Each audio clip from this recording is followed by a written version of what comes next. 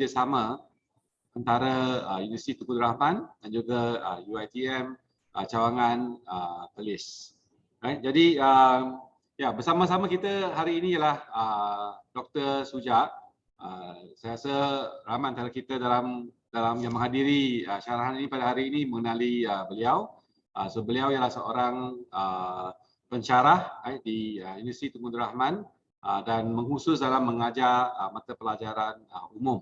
Dan beliau seorang yang berpengalaman terutamanya dalam mengkaji topik kita hari ini, iaitu amalan dan juga cabaran pendemokrasian pendidikan dalam pengelolaan sekolah agama dan sekolah Cina. Jadi sebagaimana kita semua tahu, kedua-dua jenis sekolah ini merupakan sekolah yang telah pun lama wujud. Contohnya sekolah agama dahulu dipanggil sebagai sekolah pondok, telah pun lama wujud. Sebelum kedatangan British lagi sudah ada sekolah pondok. Bila orang Cina mula berhijrah ke tanah Melayu, so mereka juga telah memulakan sekolah Cina, dan tak silap saya sekolah Cina di Malaysia dari segi sejarahnya sudah lebih kurang 200 tahun. Dan hari ini saya rasa kedua-dua jenis sekolah ini telah pun sinonim lah, telah pun wujud dalam lanskap pendidikan dalam negara kita. Jadi saya rasa Dr. Suja akan menerangkan dengan lebih banyak lagi tentang isu-isu yang mencabar pengelola sekolah agama dan juga sekolah Cina. Jadi tanpa melengahkan masa lagi, jadi kita sekarang menjemput Dr. Suja untuk menyampaikan syarahannya. Silakan Dr. Suja.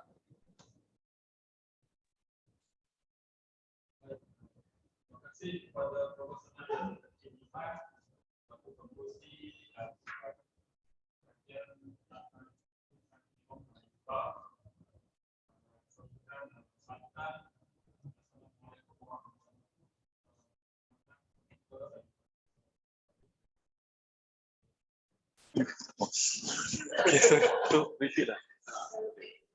Okey.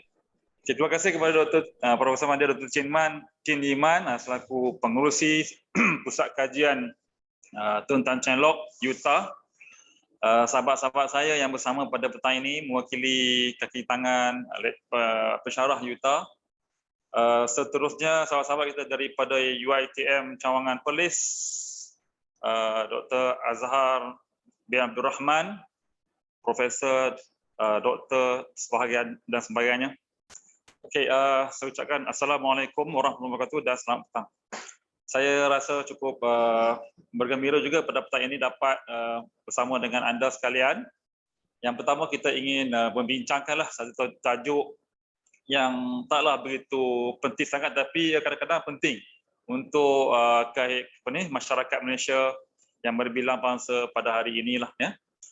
Okey, tajuk ini sebahagian daripada kajian tesis PhD saya yang saya buat di UKM di bawah ATMA, mengkaji tentang sekolah agama Islam dan sekolah Cina ya, sekolah Cina. Tajuk yang dipilih pada petang ini adalah amalan dan cabaran pendemokrasian pendidikan dalam pengelolaan sekolah agama Islam dan sekolah Cina di Malaysia. Ataupun dalam bahasa Inggeris kalau saya boleh translatekan, the practice and the challenges of democratization of education in the management of Islamic school and Chinese schools in Malaysia. Tajuk ini sebenarnya dia memilih dua jenis sekolah, iaitu sekolah agama Islam dan sekolah Cina, kerana kedua-dua sekolah ini mempunyai beberapa persamaan. Ada similarities. Yang pertama, kedua-dua sekolah ini asalnya daripada jenis sekolah persendirian ataupun kita panggil independent schools yang telah wujud sekian lama sebelum kemerdekaan Tanah Melayu, right? Jadi itu yang pertama, mereka ni dibentuk oleh komuniti masyarakat yang kita panggil sebagai bersifat persendirian. Yang kedua, kedua-dua jenis sekolah ini mempunyai kurikulum yang tersendiri yang kita panggil identiti utama sekolah. Identiti ya. Baca sekolah agama Islam ni dia ada kurikulum yang dipanggil kurikulum agama, sekarang ni dikenali dengan kurikulum dinia ataupun kurikulum Al-Azhari. Sekarang ni di-upgrade lagi menjadi kurikulum bersepadu dini. Alright. Manakala sekolah Cina pun sama mempunyai their own identity of their own curriculum yang dipanggil sebagai kurikulum Cina, bahasa Cina dan juga kebudayaan Cina. Jadi kedua-dua ni ada persamaan dari sudut mengekalkan their own identity so-called curriculum itulah. Okay. Yang ketiga, kedua-dua sekolah ini mereka juga mempunyai peperiksaan atau sijil yang tersendiri. Their own certificate ataupun their own exam. Macam sekolah agama Islam ni dia dulu memperkenalkan dengan berbagai-bagai nama sijil. Tapi bunyi bahasa Arab lah macam sijil syahadah, tinggi, syahadah menengah. Kemudian syahadah ni telah di-upgrade dalam sistem pendidikan Malaysia di mana telah diterima pakai sekarang ialah STAM. Kalau sahabat mendengar kataan STAM, Sijil Tinggi Agama Malaysia. Sijil Tinggi Agama Malaysia. Ataupun kita panggil sebagai satu penambahbaikan daripada sijil yang sebelumnya lah. Kalau sekolah Cina persendirian semua tahu, iaitulah UEC lah, Unified Examination Certificate ya. Jadi masing-masing ada kurikulum pentadbiran ataupun kelolaan sendiri, independen dan mempunyai sistem peperiksaan yang tersendiri. Jadi sebab itulah saya memilih kedua-dua sekolah ini kerana mempunyai persamaan dari sudut latar belakang mereka. Dalam perbincangan petang ini, saya akan membincangkan beberapa kita panggil sebagai beberapa isi ya. Yang pertama sekali dari segi pengenalan, kita akan ikuti nanti sedikit latar belakang tentang sekolah dari sudut sejarahnya, kemudian statusnya, okey. Kemudian diikuti dengan dapatan kajian dan juga kesimpulan. Kita ada sedikit technical.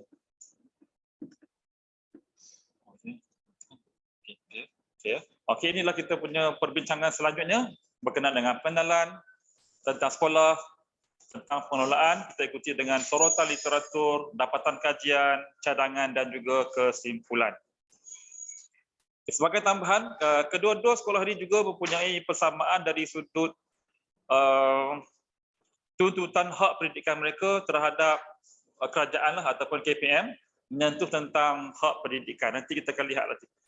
Okey, dari segi sejarah sekolah agama Islam dan juga sekolah Cina, sebagaimana yang telah disebutkan oleh Dr. Chin tadi bahawa kedua-dua sekolah ini ataupun kedua-dua jenis sekolah ini mendahului zaman ataupun sejarah pembentukan negara Malaysia. Sebelum kemerdekaan lagi mereka dah wujud lah, ya, dah wujud. Sebagai contoh, kalau kita boleh bergerak ke belakang sedikit, sebelum dinamakan sekolah agama Islam ini ataupun sekolah agama Islam ini ataupun sekolah menengah Islam ini telah ada sistem pengajian yang lebih awal yang dipanggil sebagai pondok. Pondok ini pun agak baru, ada lagi sistem yang digunakan pakai, tapi tak apalah, itu di luar perbincangan kita. Pondok dia bermaksud macam satu kita panggil sebagai pembelajaran yang berorientasikan penuntut guru ataupun dia punya guru utama yang akan ditempatkan satu tempat, kemudian ada dia punya anak-anak murid dia, pelajar yang tinggal dalam kawasan yang sama tu. Okay, sistem pondok ni telah wujud pada kurun yang ke-18 Masihi lagi, dan zaman kemuncak pondok ni ia berlaku pada abad yang ke-18 dan juga ke abad yang ke-19 Masihi. Pondok ni dinamakan juga dengan sistem kita panggil pendidikan tradisional. Okay, kemudian telah bertukar kepada sistem madrasah. Saya rasa you all pernah dengar perkataan madrasah. Madrasah ni is the Arabic word, the Malay word is sekolah lah, school. Madrasah ni dia berbeza dengan pondok bila mana telah berlakunya kita panggil penjajahan Barat atau British ke alam Melayu. Sebelum tu lagi telah ada sistem pendidikan yang menjadi penambahbaikan kepada sistem pondok. Sistem madrasah ni dia lebih moden dengan menggunakan silibus tertentu, menggunakan buku-buku teks tertentu, bahkan mengambil proses tertentu, maka dia lebih baik berbanding dengan sistem pondok yang sebelumnya, yang ini wujud pada kurun ataupun abad yang ke-19 Masihi. Mengikut sejarah, Antara madrasah yang terawal yang wujud di alam Melayu ni ataupun yang berdekatan dengan tanah Melayu adalah Singapura pada tahun 1907, iaitulah Madrasah Al-Iqbal diikuti dengan Madrasah Al-Hadi pada 1917 dan Madrasah Al-Masyhur Al-Islamiyah di Pulau Pinang pada 1919. Okey, ini adalah berkenaan dengan sekolah-sekolah madrasah yang telah wujud di alam tanah Melayu inilah. Okay. Kemudian bagi sekolah Cina pula, berdasarkan pembacaan saya, ramai yang berpendapat sekolah yang pertama yang wujud, sekolah Cina yang pertama yang wujud di tanah Melayu pada ketika itu di Pulau Pinang yang bernama Wu Fu Shu Yuan. Sorry lah saya punya sebutan salah.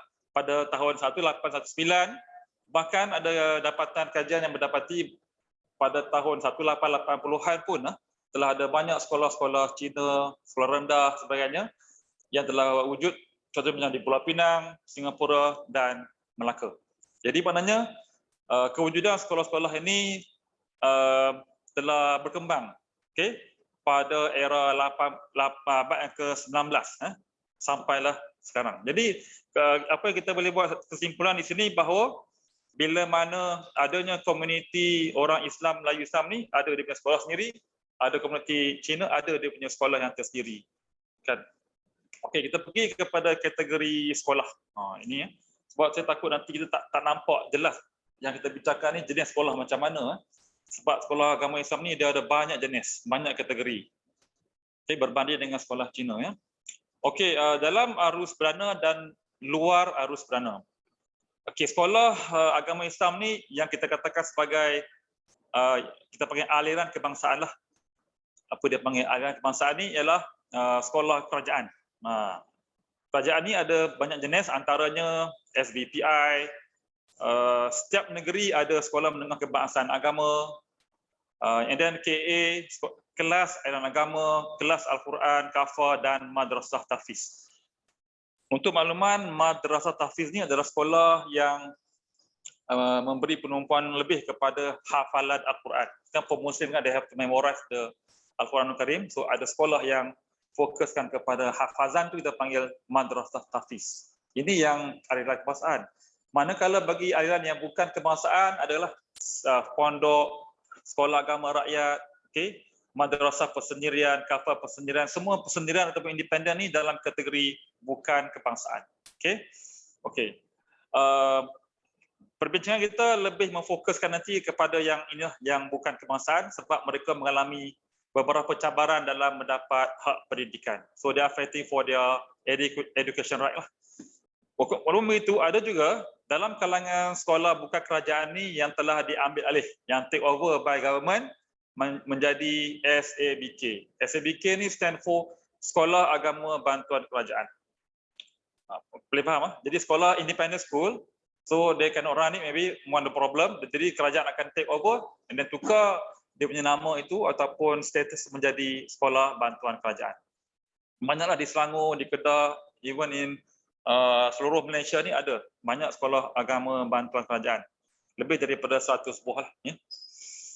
Okey, bagaimana pula dengan bilangan pelajar dan bilangan guru yang berkaitan dengan kedua-dua sekolah? Okey, berdasarkan rujukan saya di Simpeni. Simpeni ini ialah ikatan kepada Sistem Maklumat Pendidikan Islam Malaysia. Ada di bawah JAKIM. JAKIM ada dia punya senarai nama sekolah dan pelajar. Ini pun kajian dah lama, dah 5 tahun yang lalu. Lebih kurang 4.5 juta pelajar, manakala luar arus perdana lebih kurang 1.7 juta pelajar bukan aliran kebangsaan ataupun bukan kerajaan. Jadi nampak bezalah antara kedua-dua jenis sekolah. Manakala gurunya pula lebih kurang 420,000 dalam sekolah kerajaan, mana sekolah agama yang bukan kerajaan ada lebih kurang 70,000 sekolah. Ini tidak termasuk ada lagi sekolah-sekolah agama Islam ni yang berbentuk persendirian yang tidak mendaftar. Ini satu isu yang lain lah. Sebab ada juga sekolah agama Islam ni, dia ditubuhkan oleh komuniti and then ada yang berdaftar, registered under government, ada yang tak registered, not registered. ada isu dia lah, antaranya dia tak nak sebab nanti government akan ambil alih dia punya sekolah ataupun government akan halang dia punya kurikulum. Jadi dia nak independen. Ini satu masalah jugalah. Manakala sumber yang saya dapat daripada Dong Jiaozong pada tahun 2017 berdasarkan kepada jenis sekolah dan bilangan sekolah dan bilangan pelajar, SRJKC kekal lagi sekarang 1,209 walaupun ada usaha permintaan untuk tambah sekolah. Yang itu saya tak pasti yang terkini. Yang bilangan pelajarnya lebih kurang 520,000, gurunya 36,000. SMPC 60, ada yang kata 60 plus 2, ada yang kata 60 plus 3. Okay, tapi maknanya dia lebih daripada 60 buah yang sampai sekarang ada, dan ada bilangan pelajar lebih kurang 84,462 pelajar pada tahun 2017. Okay. Gurunya tak dapat diberikan, nanti mungkin ada masih dalam pengemas kimia lah. Okey. Nak kecilkan ni ya. Oh ya. Okey, kategori sekolah Cina. Okey. Kategori sekolah Cina tadi tentang sekolah agama kan. Dalam arus perdana ataupun sekolah kebangsaan ialah SRJKC ataupun SJKC. Kedua-duanya samalah. Tapi kita kena ingat sekolah jenis ini ada dua kategori pula. Ada sekolah bantuan penuh ataupun quote-unquote sekolah fully assisted by government. Sekolah bantuan penuh kerajaan. Maksudnya semua gaji prasarana tu kerajaan yang akan tanggunglah. Mengikut dapatan lebih kurang 420 buah sekolah kategori sekolah bantuan kerajaan. Tapi yang lebih tu 880 lebih itu sekolah bantuan modal. Yang ini kita namakan sekolah yang bukanlah bukan bantuan kerajaan sepenuhnya. Kerana masalah tanah. Tanah maksudnya dia masih dalam hak milik perseorangan ataupun hak milik komuniti. Jadi tak tukar nama tu kepada kerajaan. Sebab tu dinamakan sebagai sekolah bantuan modal. Yang ni ada sedikit masalah mengikutkan nombor buah tu dia kata guru semua dapat pengajian daripada kerajaan tapi bantuan kewangan dari sudut infra sebagainya tangguh sendiri. Jadi itu sedikit kekangan pada mereka. Yang kedua ialah sekolah menengah jenis kebangsaan ataupun dipanggil SMJK ataupun SMK. Ini ada isu lah kenapa ditukarkan nama SMJK ataupun SMK berdasarkan kepada akta yang terdapat dalam Akta Pelajaran 96. Walaupun begitu, sekolah ini sekolah jenis kebangsaan. Sekolah mendapat bantuan penuh kerajaan. Okey, yang luar arus perdana iaitu ataupun sekolah kerajaan ini yang kita ketahui ialah SMPC, Sekolah Menengah Persendirian Cina yang 60 buah tadi. Yang ini kita namakan sekolah luar arus perdana. Okey. Seterusnya saya juga nak bincangkan tentang status sekolah sebab banyak pihak yang mempersoalkan tentang sekolah ni sah ke? Sekolah ni adakah bertaraf legal ataupun tidak dari sudut perundangan perlembagaan negara. Bila kita membuat bacaan ataupun kita buka Akta Pendidikan Kampunan tu kita akan dapati kedua-dua jenis sekolah ini sebenarnya dia dijamin penubuhannya oleh Perlembagaan Persekutuan dan juga Akta Pendidikan Kampunan. Terutamanya SAI lah. SAI kita dapati ada kita panggil akta section yang memperuntukkan, yang memperakukan kewujudan dan status mereka. Contohnya sekolah agama Islam terdapat satu pasal yang terkandung dalam perkara 3 ni. Ini mengatakan agama Islam di Malaysia adalah agama Islam, maka secara automatik langsungnya kita faham bahawa apa-apa yang berkaitan dengan agama Islam, sekolah ke sistem-sistem yang ada padanya dijamin oleh Perlembagaan Persekutuan tersebut. Dan juga disokong dalam Akta Pendidikan Sempurna, pengajaran agama di institusi pendidikan mesti ada pengajaran agama di mana-mana sekolah sekurang-kurangnya 5 orang pelajar. 5 orang pelajar mesti kena conduct ataupun kena create satu kelas untuk agama Islam.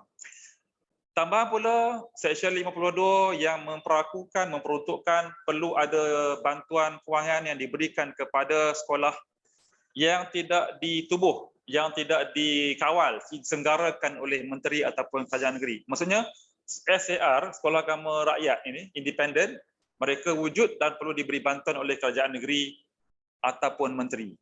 Itu jadi ini ketiga-tiga kita panggil perundangan ini dah cukup mengukuhkan, membuktikan tentang kesahihan kewujudan SAI.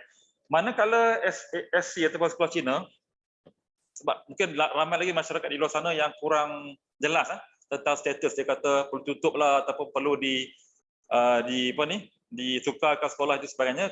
Dia sebenarnya dia dijamin juga dalam Akta Pendidikan 96 dalam Seksyen 28, Menteri Pendidikan diberi kuasa untuk menubuhkan dan menyelenggarakan sekolah-sekolah berkenaan. Okey, maksudnya ini lebih kepada sekolah rendah jenis SRJKC ataupun SJKC lah.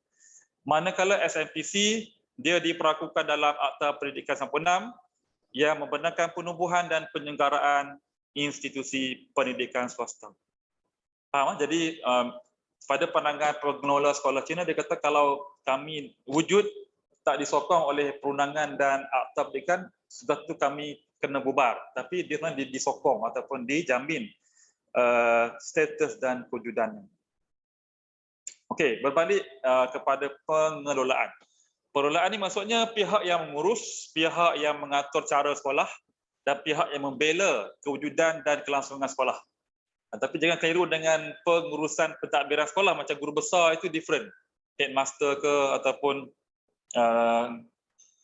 guru-guru terlibat dalam pengurusan sekolah itu berbeza.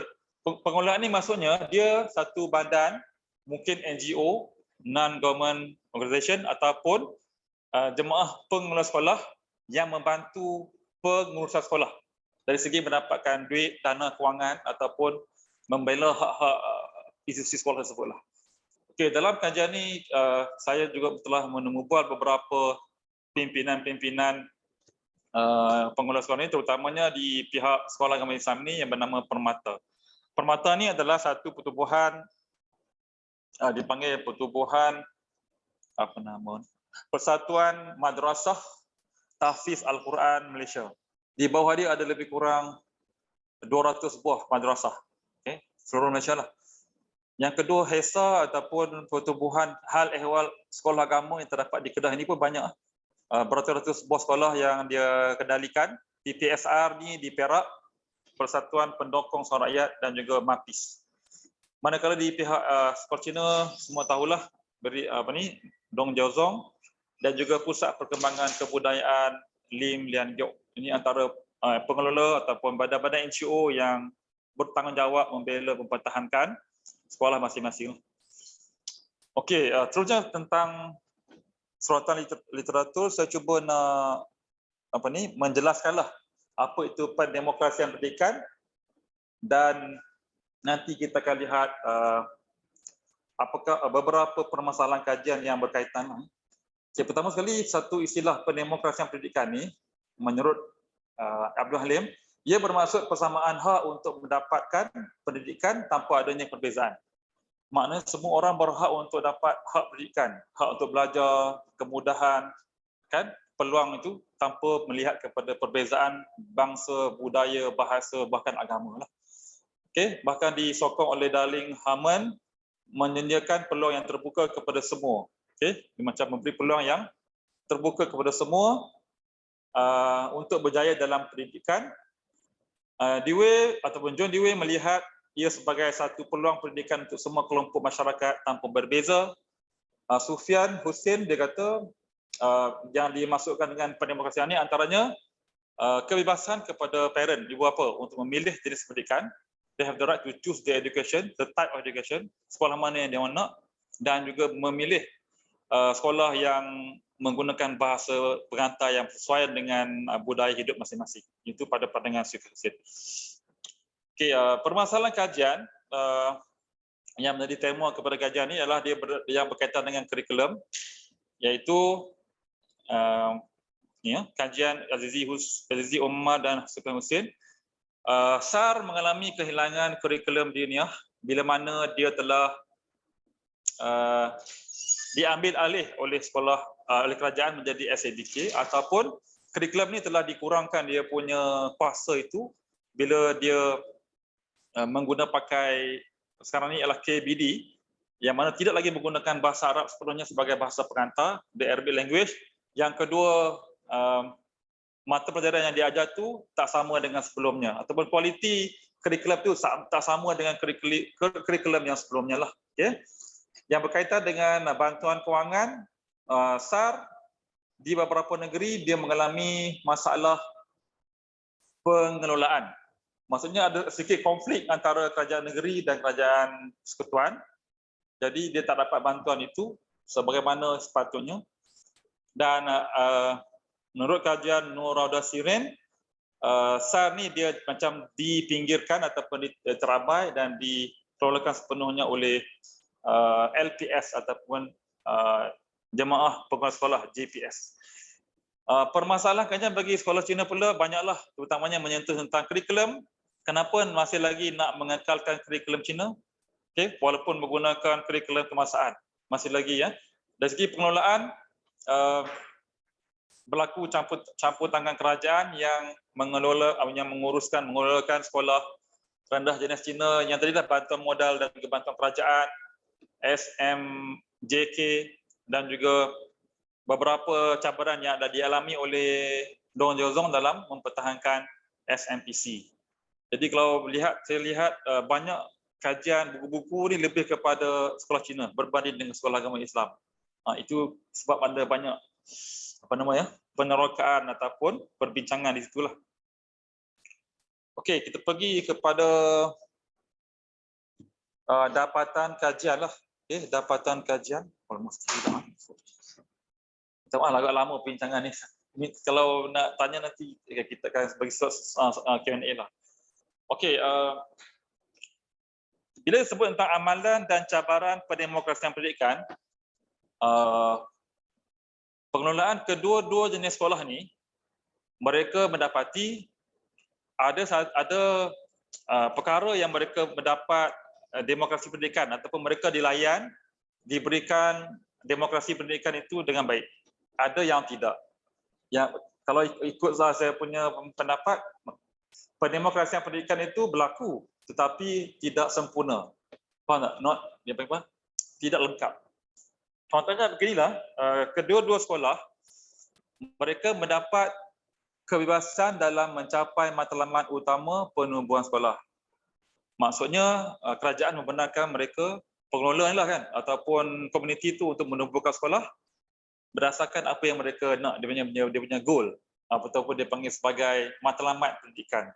Contoh kan, sekolah Cina ditubuhkan untuk mengekalkan bahasa ibunda, memperkayakan budaya Cina. Kan itu mungkin antara dia punya goal ataupun tujuan matlamat pendidikan.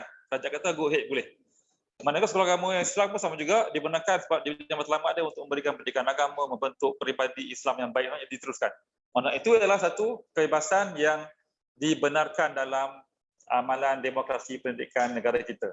Okay. Bahkan ibu bapa pun dia ada freedom of choice untuk menghantar anak dia ke mana sekolah yang dia nak.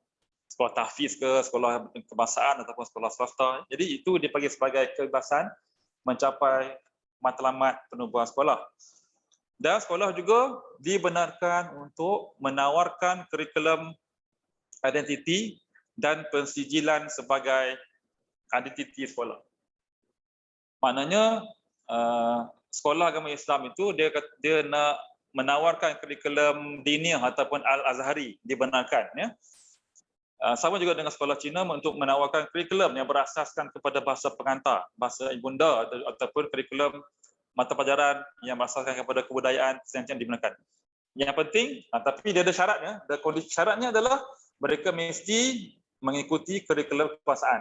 Satu, itu mestilah, tak boleh nak buang. Dia mesti mematuhi kurikulum kekuasaan, dia kena ikut. Dan juga kurikulum ni berdasarkan kepada falsafah pendidikan kebangsaan lah. Sebab itu adalah kita punya acuan pembinaan negara kita. Sebab kerajaan khasnya KPM, aliran kebangsaan ni dia lebih mengutamakan satu adalah aspirasi nasional ataupun semangat kebangsaan Malaysia, okay, dan menggunakan kurikulum kebangsaan sebagai satu acuan ataupun satu model yang penting. Okay, yang kedua, mereka juga dibenarkan untuk menawarkan sertifikat ataupun peperiksaan tersendiri Semua dah faham kan macam SAR ni dulunya memang mereka menggunakan STU. STU ni adalah Sijil Tinggi Ugama, Sijil Tinggi Agama Syahadah. Syahadah yang syahadah tinggi ataupun syahadah sederhana tu. Manakala sekolah Cina menggunakan UEC sampai sekarang menjadi isu, tapi kita tak nak bincangkan sebab dia agak satu benda yang di luar kajian saya lah ya. Okey, faham? Jadi dia kedua tu dibenarkan dalam pengamalan sistem pendidikan negara kita. Tetapi yang menjadi cabaran kepada kedua-dua jenis sekolah ini dari aspek mendapatkan hak dalam perlembagaan dan perundangan. Walaupun kedua sekolah ini mereka mengatakan kami memberi perkhidmatan kepada masyarakat dengan menyediakan peluang pendidikan. Kami memberi peluang pekerjaan kepada masyarakat, menggaji guru sebagainya.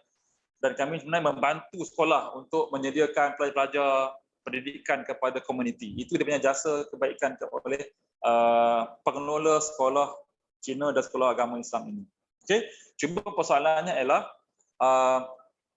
dari sudut perlembagaan dan perundangan ada beberapa grey area ataupun kelompongan situ di mana SAR dia mendakwa walaupun dia sah dari sudut penumpuhan tetapi dan sah dari sudut mendapatkan bantuan kewangan kerajaan berbanding dengan sekolah Cina kan dia tak dapat sepenuhnya.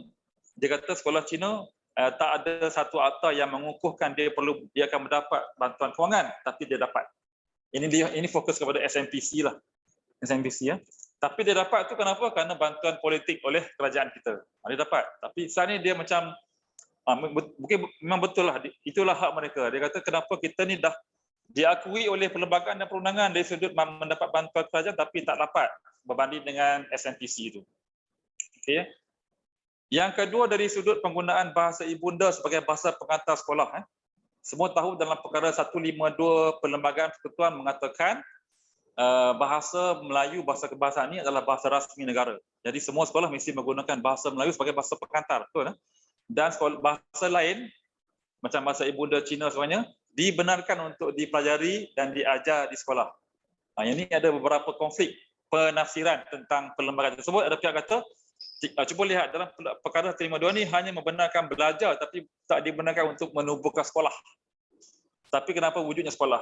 Itu dipanggil sebagai kebebasan mendapatkan hak dalam perundangan ni. Maknanya kewujudan sekolah SRJKC, SMPC itu dia dibenarkan walaupun tidak ada akta yang kukuh lah yang membenarkan penggunaan bahasa ibunda itu. Sebab kalau kita lihat sejarah dalam laporan Abdul Razak 1956 keadaan matlamat akhir tu. Itu menjadi satu perjuangan oleh Dong Chozong yang mana mereka menuntut supaya dimasukkan, delete lah perkataan tu sebab dia menimbulkan kerisauan yang amat sangat ditakuti akan ditutup ataupun dikurangkan sekolah-sekolah Cina di Malaysia. Tapi syukurlah mereka telah berjaya benda tu kan. Akhirnya tak dilaksanakan pun matlamat akhir itu walaupun terdapat dalam laporan Abdul Razak. Okey. Jadi itulah di Malaysia ni agak unik sebab penafsiran undang-undang tu berbeza. Kadang-kadang benda yang tak boleh tu dibolehkan atas dasar yang pertama gerakan sosial pendidikan sekolah. Itu maksud kekuatan tu kekuatan pengelolaan tu yang kena kuat. Kadang dia telah melemahkan melemahkan kuasa perundangan itu atas dasar untuk kepentingan masyarakat tertentu atau masyarakat pada masa itu. Okey ya. Dan yang keempat, kebebasan kuasa pengelolaan sekolah. Ini saya nak kongsi sikit yang berkenaan dengan sekolah Cina dan sekolah agama Islam. Sekolah menengah Cina dulu dikenali dengan sekolah menengah Cina. Sekarang ni dikenali dengan SMJK. Asalnya semua sekolah ni adalah independent school, betul? Misalnya, sebenarnya adalah SMPC ataupun sekolah persendirian pada tahun 1960-an, tapi kerana masalah ekonomi atau kekangan untuk membangun sekolah tu dari segi kewangan mereka ada masalah, kerajaan menawarkan supaya kerajaan mengambil alih sekolah itu menjadi sekolah airan kebangsaan. Maka telah berubahlah beberapa buah sekolah. Daripada 70 tu saya tinggal 11 buah sekolah saja 16 buah sekolah saja. Tak masuk Sabah Sarawak lah. Maka mereka telah menjadi SMJK. Okey. Dan SNPC yang kekal sekarang ni yang ada 60 buah itulah yang makin bertambah. Baik. Persoalan sekarang adalah dari segi pengelolaan SMJK telah diambil oleh KPM lah, Kementerian Pendidikan Malaysia. Dulunya oleh komuniti, ada lembaga pengurusan. Sampai sekarang Dong Jozong masih menuntut supaya dikembalikan pengelola itu kepada komuniti. Maknanya pengelola di sini dia telah mempunyai kuasa, tapi kuasa yang tidaklah banyak berbanding dengan sebelumnya. Okey. Tapi LPS ataupun lembaga pengelola sekolah di SMPC, mereka lebih bebas, lebih banyak kuasa dan mempunyai berbagai fungsi dalam pembangunan sekolah. Okey, sebab dia tak terikat dengan KPM, dia lebih bebas, independen. Itu yang bagus tu. Ada segi mencari dana, membangunkan sekolah. Manakala SR, ini satu isu, sekolah agama rakyat, dia mengalami konflik dua kuasa. Sebab dia mempunyai dua kuasa ni kerana kerajaan negeri satu, yang kedua adalah kerajaan persekutuan. Dia pertinanan kuasa ni berlaku kerana kerajaan persekutuan kata kita ditubuhkan sekolah agama rakyat ni mesti ikut kehendak kerajaan sebab perkataan pendidikan itu semua adalah urusan KPM. Education Jadi nak tubuhkan sekolah ni sebarang perkara berkenaan dengan pendidikan dia mesti ikut kurikulum kebangsaan, peperiksaan kebangsaan, banyak dia kena ikut KPM. Yang kedua, kerajaan negeri juga mempunyai tanggungjawab terhadap agama Islam. Okay, anything, barang perkara yang berkaitan dengan agama Islam, sekolah ke silibus, semua kerajaan negeri yang bertanggungjawab. Persoalannya adalah bila masa dari membincangkan tentang bantuan dana kewangan kerajaan, kedua-duanya tak beri. Kedua-dua ni dia kata ini sekolah awak bukan sekolah kami. Jadi kedua-duanya macam kontradik ataupun tidak mahu memberikan bantuan itu kerana dia anggap bahawa sekolah ni tak jelas siapa yang punya.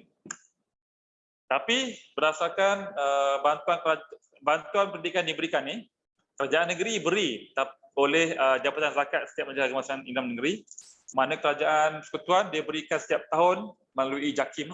Itu mengikut bajet politik yang diberikan oleh Perdana Menteri. Nampak? Jadi dia tidak ada satu bantuan yang bersifat berterusan.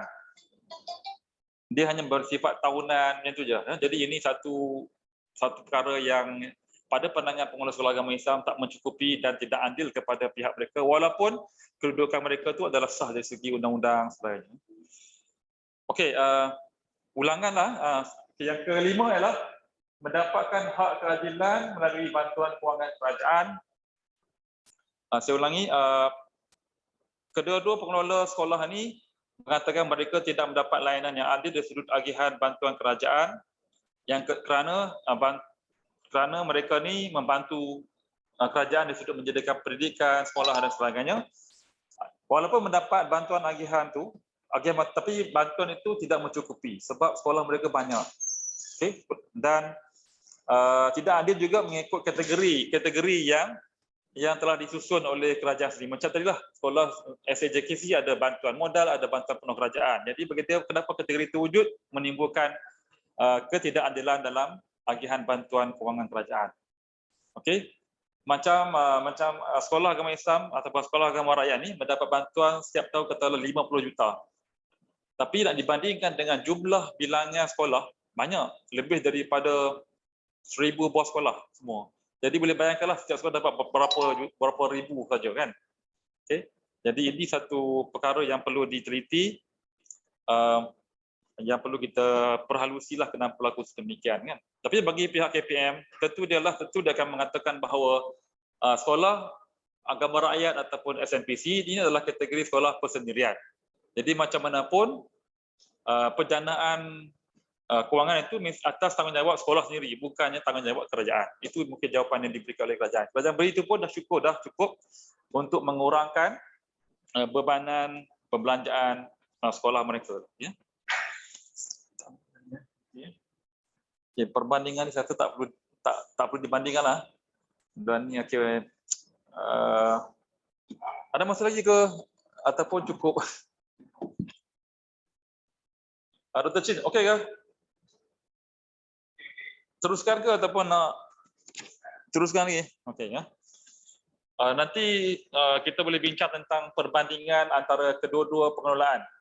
Apakah perbezaan antara kedua-dua gerakan sosial pendidikan itu. Nanti saya lebih kepada cadangan lah. Cadangan saya lah untuk membantu masalah pendemokrasian pendidikan yang dialami oleh sekolah agama Islam, persendirian dan juga sekolah Cina persendirian ni khasnya. Ini mungkin cadangan-cadangan ni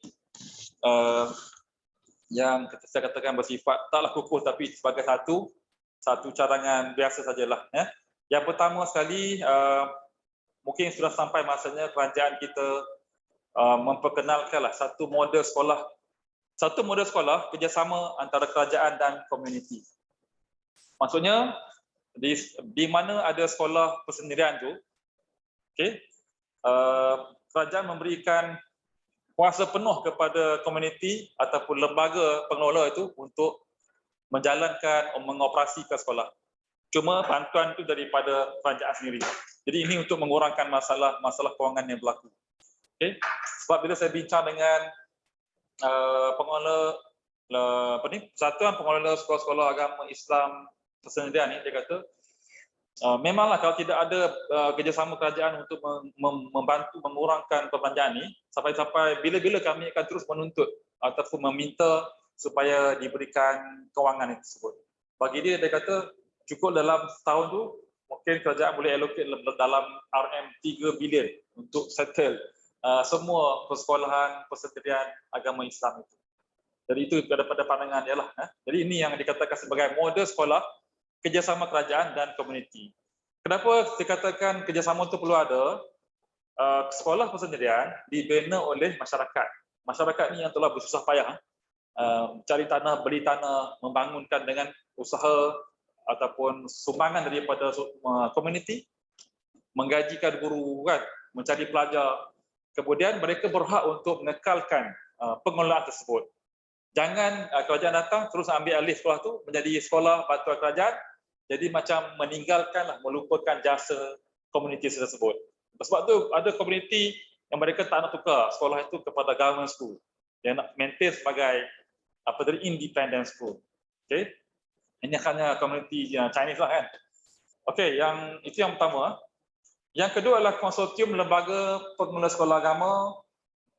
Kajian mendapati bahawa sekolah agama Islam persendirian ini banyak, lebih daripada 1,000 buah seluruh negara Malaysia, termasuk tahfiz, sekolah agama rakyat, sekolah rendah agama rakyat sebenarnya banyak, dan dikelola oleh berbagai-bagai nama pertubuhan NGO. Masalahnya adalah kepelbagaian NGO ni ada yang berbentuk politik, parti politik, berbentuk jamaah ataupun nama-nama komuniti. Mereka ni tidak berada satu umbrella ataupun satu kita panggil penaung yang besar. Jadi cadangan ni adalah berbunyi konsortium ni, maksudnya dia menaungi menjaga ke semua NGO pendidikan yang mengelolakan sekolah agama Islam. Jadi senang kalau dia nak dapatkan dana tu, dia gunakan konsortium ini untuk mencari dana, mendapatkan dana dan membangunkan sekolah. Yang kedua, menggunakan kurikulum yang sama, yang seragam lah, standardized kurikulum. Yang ketiga, pendemokrasian pendidikan bermatlamat utamakan monolinguistik. Perkataan monolinguistik ini bermaksud sistem pendidikan yang mengutamakan satu bahasa. Jadi ini satu cadangan lah, walaupun mungkin Dong Zong tak setuju ni, tapi saya cuba juga lah mengatakan bahawa untuk menyelesaikan masalah penggunaan bahasa, memperkasakan bahasa Melayu itu di sekolah-sekolah, why not kita cuba mengangkat bahasa Malaysia yang utama. Kalau dia kurang berjaya, kita memperkasakan kelas-kelas di sekolah. Kalau banyak mata pelajaran tu memang dah pack katakanlah, tak ada lagi nak masukkan dia punya masa-masa mengajar tu, memperkasakan dari sudut program dan sebagainya lah, untuk memperkukuhkan bahasa kebangsaan di sekolah, khasnya sekolah Cina lah. Dan yang keempat ni, penubuhan model sekolah integrasi bahasa kebangsaan. Kita tak boleh nak menuntut sekolah ataupun kita nak mengubarkan sekolah mendepela. Itu pada pandangan saya lah. Kerana dia telah wujud sekian lama, nanti akan menimbulkan permasalahan ataupun berlaku mungkin pergaduhan etnik sebagainya. Jadi caranya kita kita kekalkan sekolah itu, cuma kita jalinkan ataupun kita buat macam program-program silang budaya antara sekolah-sekolah tersebut macam sekolah SJKC, SJKT dengan sekolah kebangsaan itu memperbanyakkan program-program integrasi antara mereka, bertukar-tukar fikiran dan sebagainya untuk meningkatkan dia punya apa? Kebersamaan antara masyarakat, antara kanak-kanak yang berbagai-bagai etnik ini. Walaupun nampak susah mungkin dari sudut logistiknya, tapi perlu ada program-program demikian untuk diperbanyakkan.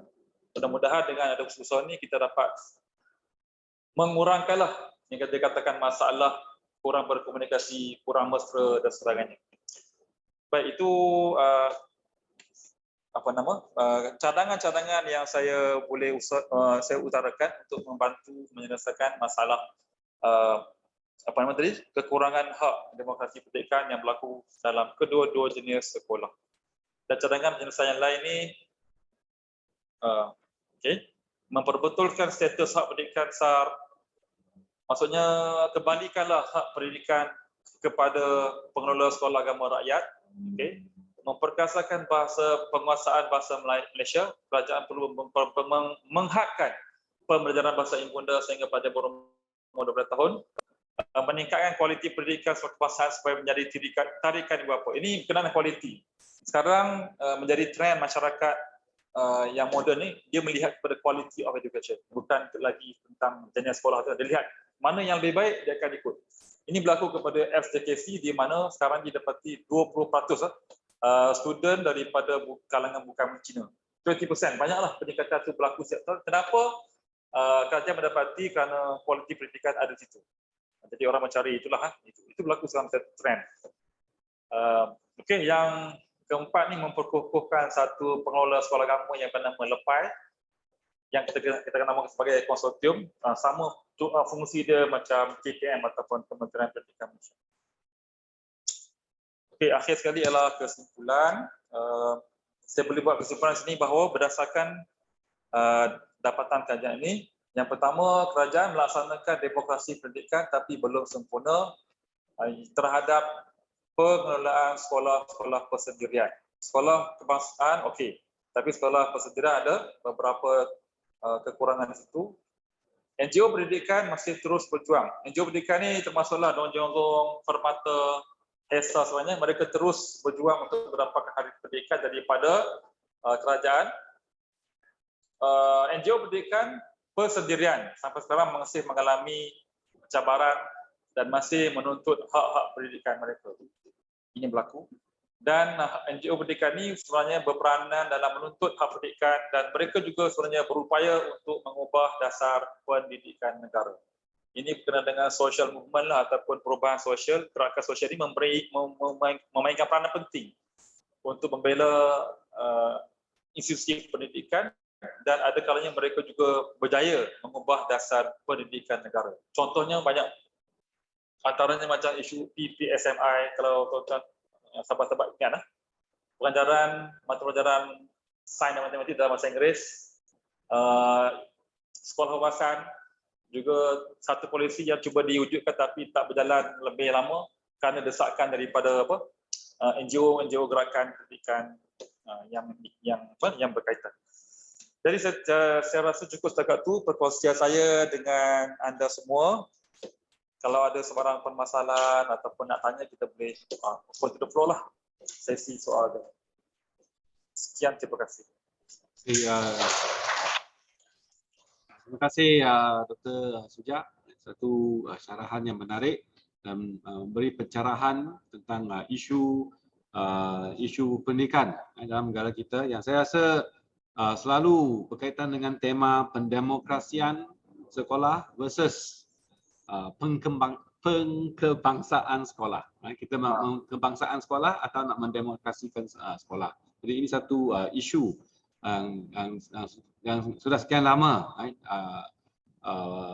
dibincangkan dalam negara kita, sama ada dari segi akademik ataupun bukan akademik. Dan selalunya ia menjadi isu politikal. Jadi sekarang kita jemput soalan. Kita memandang kita ada dua kategori peserta. Kategori pertama ialah di dalam bilik ini yang hadir secara fizikal, dan kategori kedua ialah peserta yang atas talian. Jadi kita jemput soalan daripada peserta-peserta fizikal terlebih dahulu. Kawan-kawan dalam bilik ini ada soalan untuk ditanya kepada Dr. Sujak. English apa kalau tak nak guna English pun boleh. Ya, no.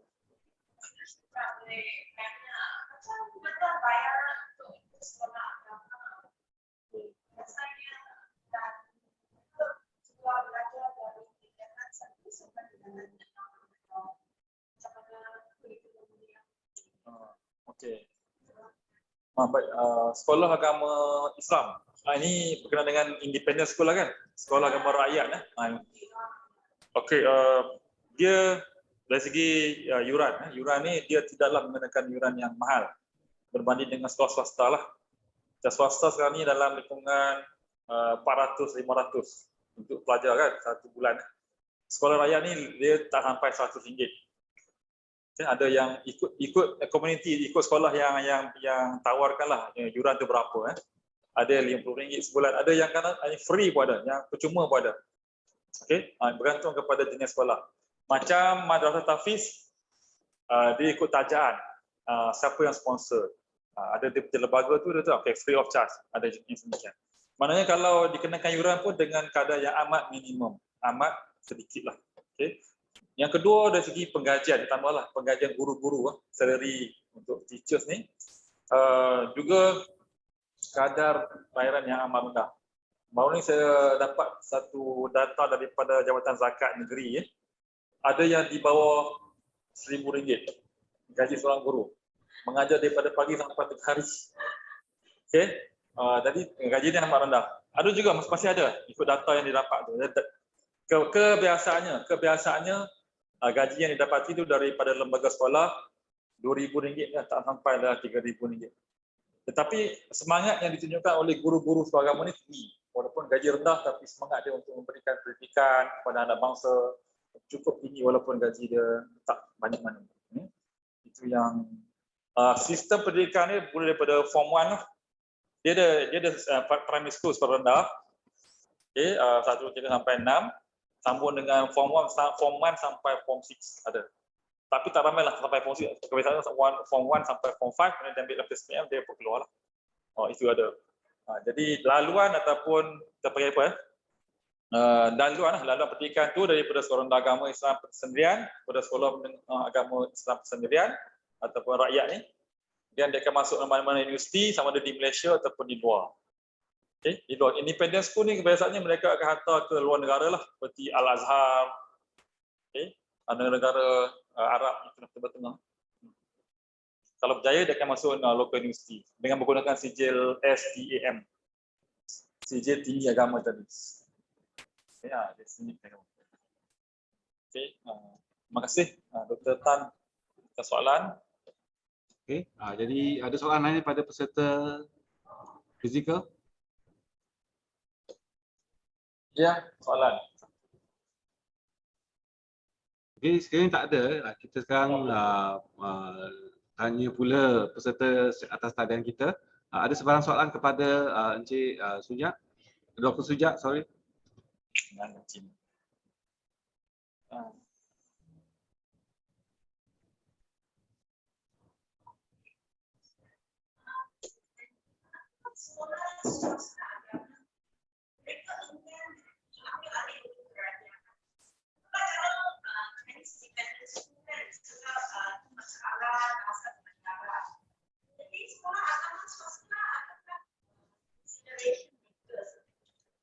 Apa okey Sekolah swasta agama swasta biasanya dia macam part time.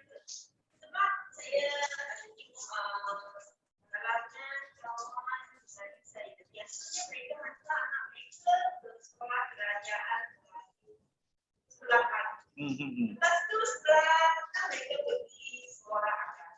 Ya, betul. Masuk Sekolah agama yang sebelah tengah tu biasanya sekolah kerajaan atau kerajaan atau sekolah swasta. Okey, baik Mas Sena. Dia nak pasti swasta ke persendirian? Dia lain tu mungkin lebih senang kita gunakan perkataan persendirian ataupun independen. Kalau swasta ni dia lain, dia punya jenis dia. Sebab yang pertama tak pengelola dia lain, yang kedua tak yuran dikenakan tu lebih tinggi ataupun dia lebih bentuk komersial. Okay, persendirian ni kita punya perbincangan kita. Kalau persendirian ni, kenapa sekolah-sekolah agama Islam rakyat ni ataupun sekolah Islam persendirian tidak mahu menukar kepada sekolah airline kebangsaan? Ada beberapa sebab lah. Yang pertama, pengekalan kurikulum identiti. Yang kedua, masalah pemilikan tanah. Yang pertama tu adalah pengekalan identiti. Kurikulum identiti ni adalah kurikulum yang berasaskan kepada bahasa Arab dan juga kurikulum agama. Sebab dia punya kandungan mata pelajaran tu, dia memang menggunakan bahasa Arab dan dia punya nilai dia ataupun apa dia panggil kandungan tu lebih tinggi dengan kandungan ataupun mata pelajaran yang diperkenalkan oleh sistem sekolahan kebangsaan.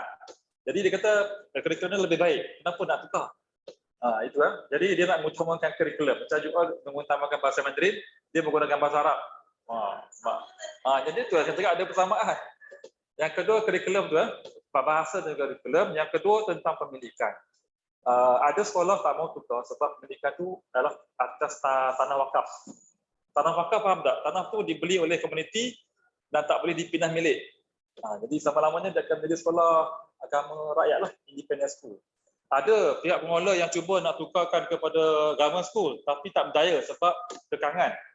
Dia punya status tanah tu tak boleh tukar kepada tanah kerajaan, dia tanah wakaf.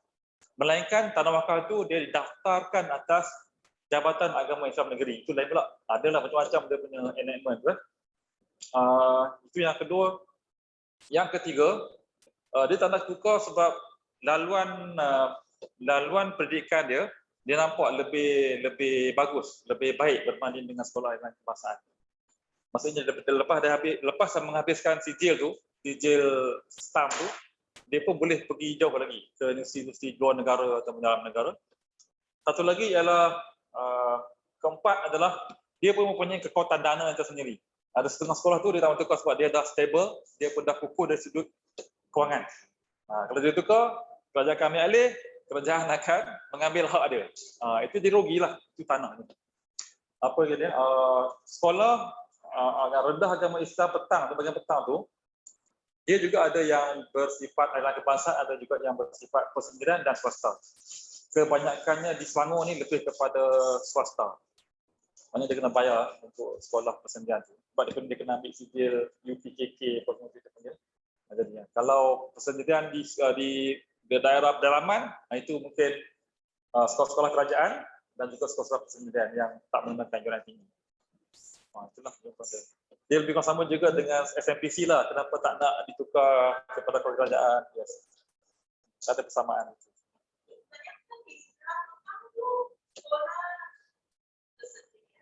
Persendirian ataupun sekolah swasta. Baik. Ataupun ada macam di Selangor, dia dalam kategori sekolah kerajaan, ada juga yang macam dia di bawah Jabatan Agama Islam Selangor. Jadi kena hantar di sebelah petang selepas sekolah sesi pagi, kelas kebangsaan sesi petang. Tapi maknanya semua sekolah ni dia dikelola oleh JAIS lah ataupun Jabatan Islam Negeri Selangor. Dia ada 3 bentuk lah, kerajaan pun ada, persendirian pun ada, swasta pun ada. Tapi mostly kalau di bandar ada apa ni dipanggil sebagai di bawah kerajaan negeri. Okey, ada soalan lain tak? Online.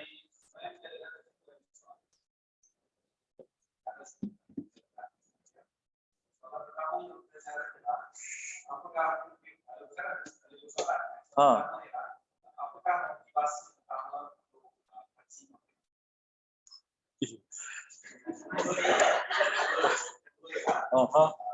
Adakah cadangan-cadangan ini ditentukan kepada mana-mana pihak? Okey. Dua soalan. Ada lagi tak? Motivasi yang kuat lah kenapa saya buat kajian ni. Yang pertama, saya dapati dalam arus perdana dari sudut kemasyarakatan kita, yang pelbagai kaum ni kan. Isu pendidikan ni dia macam no ending issue. Satu isu yang tak habis-habis. Bincang ni tak habis kan. Kemudian bila tiba election lah spesialis. Pilihan raya benda ni jadi hot. Jadi hot ni ada pihak mengatakan boleh menggugat keamanan perpaduan negara. Sedangkan tidak pun. Saya fikir apa the main problem, apakah masalah utama yang menyebabkan masalah ini terus berlaku dari tahun ke tahun. Sebenarnya bila saya kaji tu, yang dikatakan perpaduan tu okeylah, dia bukan disebabkan oleh faktor yang utama oleh pendidikan. Dia banyak faktor-faktor lain lagi lah yang saya baca daripada pengalaman ataupun pandangan ahli tokoh-tokoh pendidikan. Ada kata gini-gini yang menyebabkan saya mempunyai motivasi yang kuat tu kerana saya nak mencari jawapan kenapa isu pendidikan ni menjadi isu kemasyarakatan dan kerap kali digunakan dalam kempen-kempen pilihan raya lah, sedangkan dia bersifat bersih dan neutral. Yang kedua, kerana keberadaan saya di Utah, kerana saya banyak bergaul dengan masyarakat, staff, student yang Chinese ya, dan saya mendapati isu pendidikan sekolah Cina ni agak menarik, agak unik.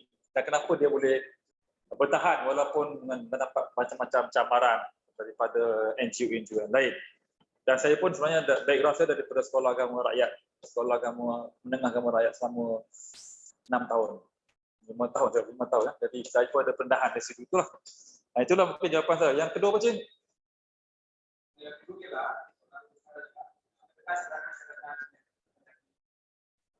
sampai kepada Oh ya, yang itu setakat ni model tu hanya saya bentangkan kepada pihak UKM sajalah. Kan maksudnya penyeliaan saya berkongsilah idea-idea tu dengan penyelia dan juga pihak ATMA UKM. Dan belum lagi lah dikembangkan ke JAKIM ke ataupun kepada KPM. Dan setahu saya cara Encik lah, kalau kita kembangkan ke KPM pun, KPM sebenarnya mempunyai beratus-ratus model dan dia tak akan apply semua tu. Ikut kesesuaian dan mana-mana yang penting bagi mereka, mereka akan ambil model tu. Itulah. Jadi saya pun tak mengharap model tu akan digunakan pakai, tapi just untuk share sajalah. Mungkin berguna ataupun tidak dikenali. Okey, terima kasih kepada Dr. Charan. Harap dapat menjawablah soalan tersebut. saya rasa itulah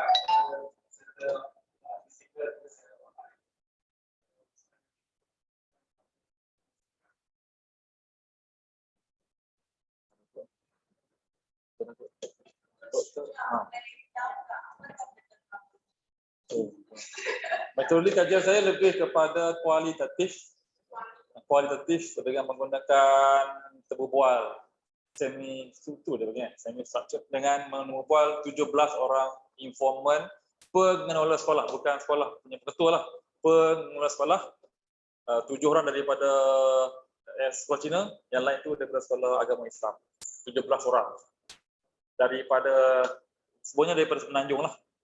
Okay, guna kaedah di kualitatif, method sampling, purposive sampling dengan mengumpul 17 orang responden. Itulah. Apa lagi? Cukup itu je. Pak Kuali ni dia menggunakan analisa yang berbeza dengan kualiti kan. Jadi kita kena analisa dia punya pandangan berdasarkan tema yang telah. Saya bagi kepada 4 tema tadi lah kalau you perasan. Kurikulum, perundangan perlembagaan, pengelolaan dan juga bantuan kewangan. 4 tu. Saya dapati ada 2 benda di atas tu dia dapat hak, tapi yang 2 lagi tu tak dapat. Ataupun dia dapat, dia kurang mendapatkan keadilan dari sudut pengelolaan dan juga bagian bantuan kerajaan.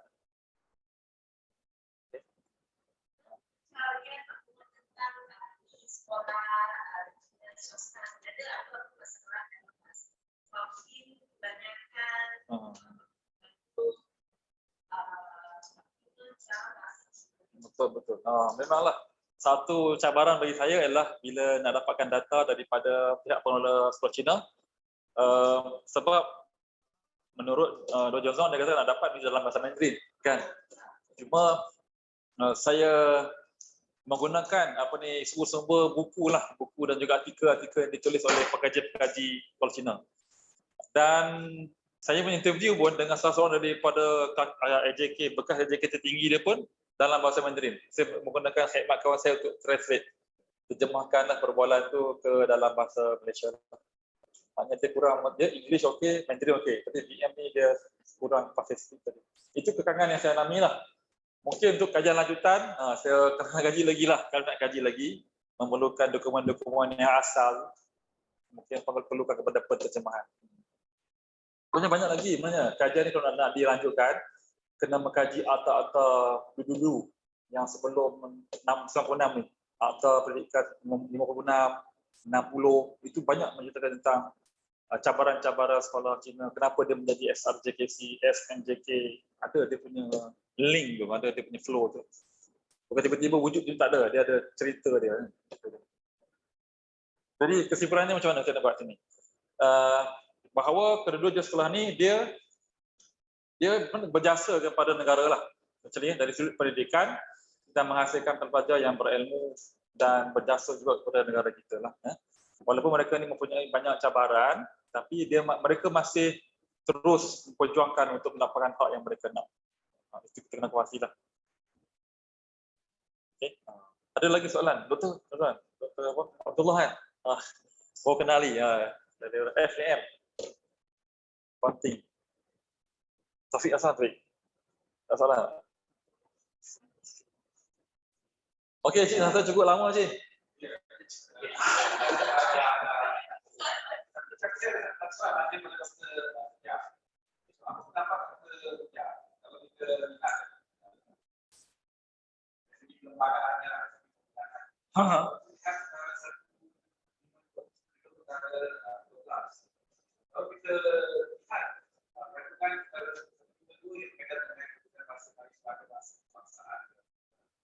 Pada masa yang sama, dalam menyatakan bahawa kerajaan dan masih seharusnya memberikan penggunaan masa baik. So dari itu perkara 12 kita lihat dia berkaitan dengan aksesi pendidikan. So dalam perkara 12 itu dijelaskan bahawa pembukaan sekolah agama sepatutnya dikenakan dan kerajaan sepatutnya datang kepada menyokong sekolah pendidikan. Jadi kalau kita lihat perkara 12 ini negara kita dari segi asasnya, dari segi pelbagaiannya sebenarnya menyokong demokrasi pendidikan. Baik, okeylah. Itulah. Sebenarnya soalan C itu memang tinggi soalannya, dan dia sebenarnya berkaitan dengan perbincangan kita. Perkara 152 Perlembagaan Persekutuan itu menyatakan tentang pemartabatan memperuntukkan bahasa kebangsaan sebagai bahasa Melayu sebagai bahasa kebangsaan di mana-mana institusi kan pendidikan. Baik, kewujudan perkara 152 itu bila saya baca kajian-kajian yang lepas mempunyai pelbagai penafsiran yang terdekat tadi. Ada yang kata begini, ada yang kata dia menyokong ialah bahasa Melayu, bahasa kebangsaan sebagai bahasa resmi. Jadi semua mesti menggunakan bahasa Melayu. Tidak boleh ada sekolah-sekolah vernacular yang lain. Itu yang dipahami satu pandangan. Tadi pandangan lain diperincikan lagi, dia kata perkara 152 itu juga menyebut tentang dibenarkan untuk belajar, mengajar, digunakan bahasa yang lain pada bahasa Melayu. Jadi perbahasan itulah yang menimbulkan membenarkan kewujudan sekolah-sekolah vernacular pula. Jadi akan ada percanggahan idea itu. Walaupun bagaimanapun kita boleh lihat semangat 152 ni perkara ni kan, dia dalam konteks pendemokrasian pendidikan bagi saya dia juga menyokong penubuhan sekolah-sekolah vernacular yang wujud. Sebab perundangan Malaysia ni kita kena tahu dia kadang-kadang dia tidaklah diterjemahkan dalam bentuk yang maksud yang begitu. Kadang-kadang dibuat dalam bentuk yang lain.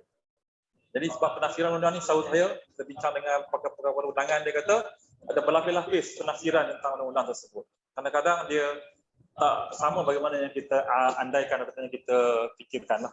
Jadi perkara 152 ini kita kena terima di Malaysia ni sebagai bahasa rasmi, bahasa Malaysia sebagai bahasa rasmi dan kebangsaan, tak dapat dinafikan, dan sekolah-sekolah dibenarkan untuk belajar subjek bahasa-bahasa lain daripada bahasa Melayu ini. Ya, itu yang pertama. Pada masa sama kita kena akui bahawa ada kalanya perundangan dalam negara kita ni dia berubah-ubah ataupun dia tidak dilaksanakan sebagaimana yang diperuntukkan dalam perlembagaan tersebut. Itu juga kita kena akui sebab dia berlaku atas dasar polisi dasar yang berubah tu oleh pihak pemerintah yang terlibat. Itu kita kena faham. Itu dasar, itu dengan dasar-dasar pendidikan yang dibuat macam CPSMI. Memang tak ada dalam peruntukan perlembagaan tapi dia dibenarkan untuk buat itu untuk memberi pendedahan, peningkatan bahasa Inggeris pada kedua-dua subjek tersebut. Okey, saya harap dapat menjawablah persoalan itu bahawa kembali kepada semangat perkara 152 Perlembagaan Persekutuan. Perkara 1 dan perkara 2. Ya. Terima kasih Dr. Sujak. Okey. Jadi memandangkan masa pun sudah hampir dah sampai nak tamatkan acara ni. Jadi saya bagi pihak penganjur, pihak ASIS, UiTM ASIS, Perlis dan juga pihak TCLC ingin mengucapkan ribuan terima kasih pada Dr. Sujak kerana sudi bersama-sama kita hari ini menyampaikan hasil kajiannya kepada kita dan juga berkongsi pendapatnya tentang isu-isu yang sebenarnya besar berkaitan dengan pendemokrasian sekolah, pengkebangsaan sekolah. Jadi saya rasa isu-isu ini penting untuk kita dalami dan juga perhalusi lagi. Jadi bagi peserta-peserta, jadi saya juga bagi pihak penganjur ingin mengucapkan terima kasih kerana sudi untuk hadir bersama kita pada hari ini.